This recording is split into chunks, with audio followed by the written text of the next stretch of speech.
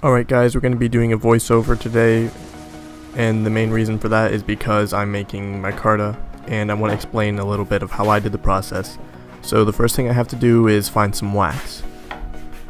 The next thing I had to do was find a method to apply it, so I decided to use an ancient method called rag. Rag is a two-step technique where first you apply something to the rag, and then you use the rag to wipe it onto something else. I didn't just use the ancient rag technique, I also used a technique that we call block, because it works a lot better. I then decided to cut up my cloth into strips that wouldn't fit perfectly in the bottom, but ones that I could use to laminate over each other and kind of just do whatever the heck and fill whatever spaces. This is not because the cloth is really tough, I just couldn't cut through it because the scissors are old and dull. And that's 4 layers thick right there. So I decided to fill these 2 graded cylinders with equal levels of epoxy, which now that I think about it, I should have just used one. I then mixed the contents of the 2 containers together according to the instructions. The instructions said to stir them together, let it sit for 3 minutes, stir it again, let it sit for 5 minutes, and then pour it out on my table, but I didn't want to do that because it would make sticky epoxy everywhere, and my table's not really for doing that. So instead of making a big mess everywhere, I laid epoxy down the bottom of my thing, I laid some cloth over the top of it, and then I dabbed some epoxy on it, and then I laid some more cloth down, and then I dabbed that with epoxy, and then I laid some cloth down, and I dabbed that with epoxy, and then I put the lid on top of it, and squished it all down, and then that made a big mess everywhere. So, crisis averted. So I drilled some guide holes for my needle files, but I didn't record that because nobody wants to see it and also because I'm dumb. Thank you for watching. So I filed on this for about 20 minutes with my round file, and then I switched to a square file that I don't know the name of. It's just a square file. Yes, my file work is just a little bit sloppy, but my hands are getting tired at this point, and after about 5 more minutes of this, I switched over to a bastard file. It was just big enough to fit in there. It was a really little one, and I finished warding the hole with that one.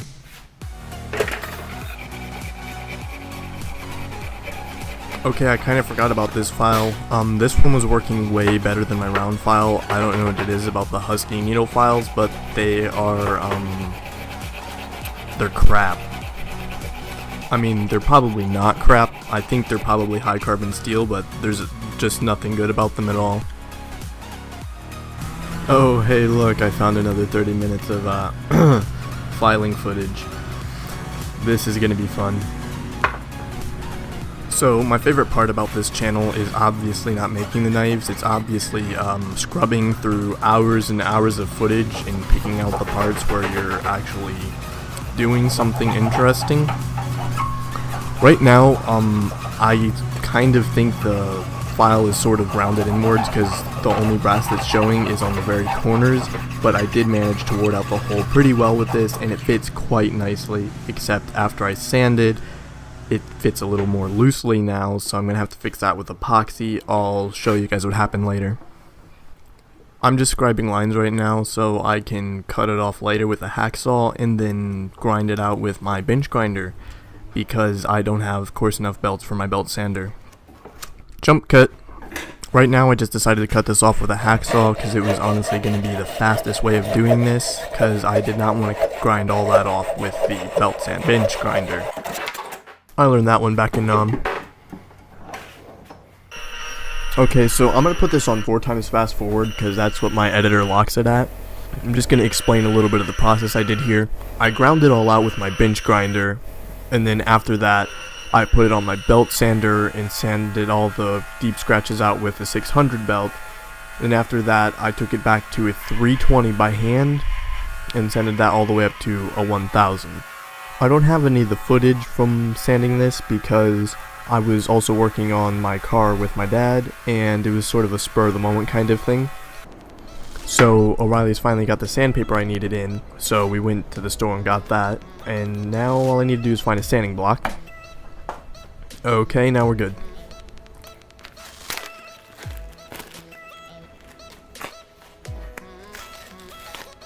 When me, my brother, and my dad built this bench, it's sort of creaky, so it makes a lot of noise when I sand. So I'm just gonna mute that to avoid anybody trying to gouge their ears out while watching this video. The first thing I did is remove all of the 80 grit scratches with the 180 grit sandpaper. After that, I stepped up the grits to 320, which you can see here, and then I recorded a lot of final polishing with 600, 1200, 1500, and then I used some metal polish that I had laying around to finish it up. I also used lemon juice to bring out the hamon, which I also didn't show because again, it was kind of a spur of the moment kind of thing. Sorry.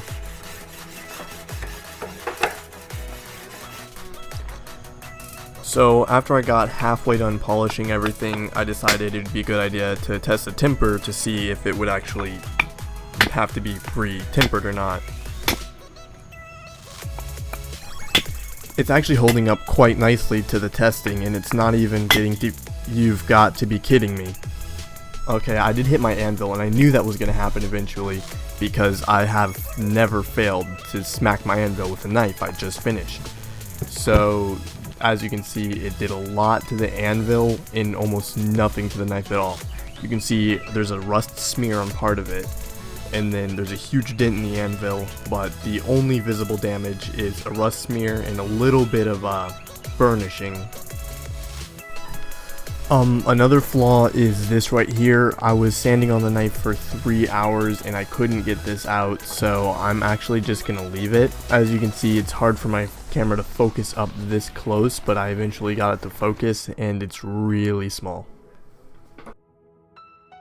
It's good practice to do your best, so I'm gonna try to sand it a little bit more. And well, the problem with that scratch is it's not wide, but it's kind of deep. So I'm just gonna sand it a little bit more and hope it comes out a little bit.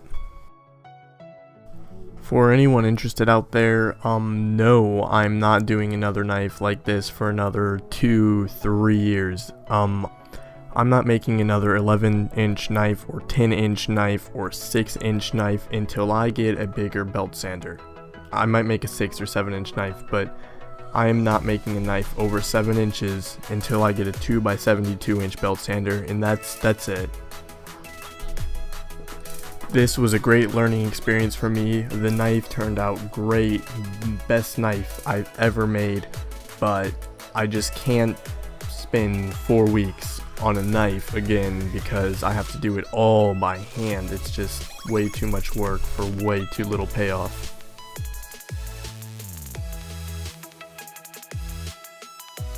Thanks guys for watching.